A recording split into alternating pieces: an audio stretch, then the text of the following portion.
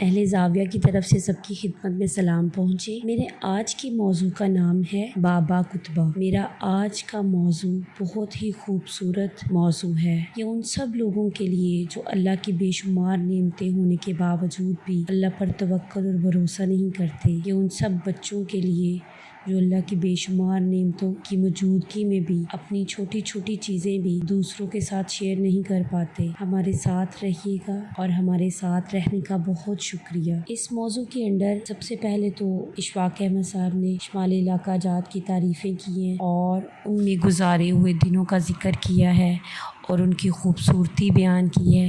اس کے بعد شادی میں جانے کا ایک واقعہ ہے۔ اشفاق صاحب کہتے ہیں کہ جب میں شادی میں گیا تو موڈ بڑا اچھا تھا، میں بڑی اچھی تیاری کر کے گیا۔ تو شادی کی اس تقریب میں کئی مانگنے والے، جگتے لگا کر پیسے لینے والے بھی آئے ہوئے تھے، جنہیں ہم عام زبان میں بنڈ کہتے ہیں۔ آج کل تو ہمارے ہاں ان کا رواج ذرا کم ہو گیا ہے اور لوگ شادی حالوں میں شادی کی تقریبات کرتے ہیں اور انہی حالوں کے اندر گھسنے کی اجازت بھی نہیں دی جاتی۔ پہلے ایسا ہوتا تھا کہ ان کے بغیر شادی کی خوشیاں نہ ہونے کے برابر ہوتی تھی۔ یہ اپنے مخصوص انداز میں ویلے کہا کرتے تھے۔ پھر جب بارات وغیرہ کھانا کھا لیتی تو ان بنڈوں وغیرہ کو بھی کھانا ملتا اور یہ بارات کے کھانا کھانے کا انتظار کرتے رہتے تھے۔ جب یہ لوگ باہر بیٹھے انتظار کر رہے تھے تو میں اٹھ کر ان کے قریب بیٹھ گیا۔ میں نے ان سے پوچھا، آپ لوگ کب سے یہ کام کر رہے ہو؟ ایک بھنڈ نے بتایا کہ اس کا کام جدی پشتی ہے۔ اس نے پوچھا، کتنے کما لیتے ہو؟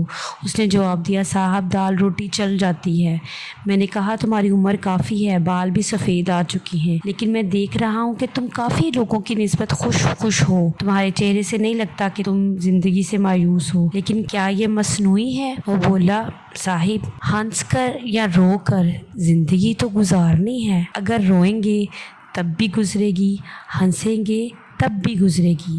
اگر اس نے اپنی مرضی سے ہی گزرنا ہے تو رونا کس بات کا؟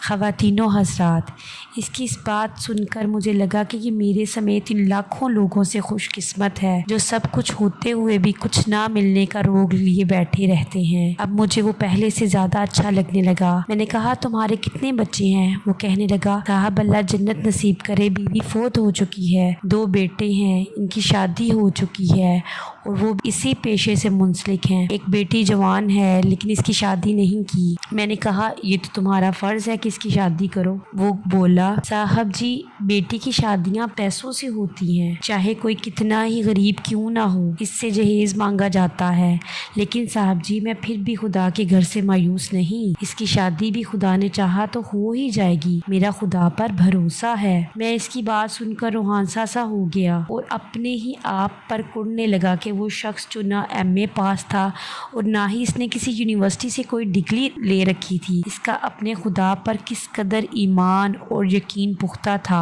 اور میں جو ہوں دنیا جہاں کی کتابیں پڑھ کر بھی اس سے انتہائی پست درجے پر ہوں۔ اس کی ذمہ داری مجھ سے زیادہ اس خدا پر ہے جس نے مجھے اسے اور سب کو پیدا کیا ہے۔ میں کبھی زیادہ متفکر نہیں ہوا۔ میں نے زندگی بھر بڑی شادیاں دیکھی ہیں اور میرے دل سے ہمیشہ کوئی دلہن دیکھ کر اس کے نصیبوں کے اچھے ہونے کی دعا نکلی ہے، اور یہ کیسے ہو سکتا ہے کہ میری اس بیٹی کے نصیب اچھے نہ ہوں۔ اس کے بعد اشفاق احمد صاحب ایک اور واقعے کی طرف موو کر رہے ہیں۔ وہ کہتے ہیں کہ ہم جب آزاد کشمیر ریڈیو میں کام کرتے تھے تو وہاں ہمارے پاس ایک ملازم قطب الدین ہوتا تھا۔ اس کی عمر کوئی 60 کے قریب تھی۔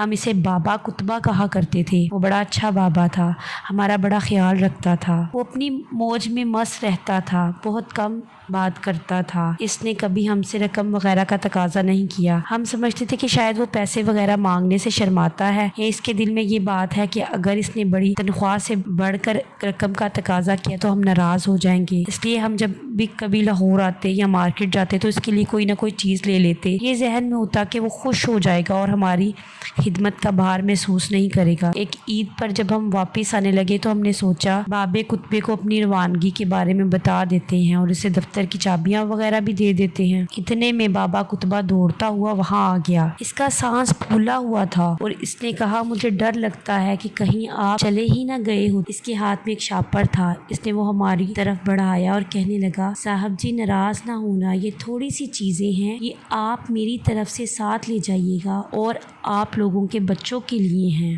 میں نے حیران ہو کر پوچھا بابا یہ ساری چیزیں تو کہاں سے لایا؟ وہ کہنے لگا میں سال بھر اپنی تنخواہ سے تھوڑا تھوڑا بچاتا رہا، اس سے کچھ پیسے بن گئے تو سب کے لیے کچھ نہ کچھ لے آیا، آپ ساتھ لے جائیں گی تو مجھے بڑی خوشی ہوگی۔ آپ لوگ یقین کریں ہمیں وہ عام سا کام کرنے والا بابا کتبہ ہم سے زیادہ بڑا لگا، دل کے حوالے سے، جذبات اور محبت کے حوالے سے۔ اسے شاید خدا نے ہم سے بڑے دل اور مرتبے سے نوازا تھا اور ہماری ذاتیات بس اپنے خاندان تک ہی محدود رہ گئی ہیں۔ دعا ہے کہ اللہ آپ کو اس بھنڈ جیسا توکل اور تقوی عطا فرمائے اور بابے کتبے جیسی محبت اور نرم خوئی عطا فرمائے اور اسے تقسیم کرنے کا شرف عطا فرمائے۔ اللہ حافظ۔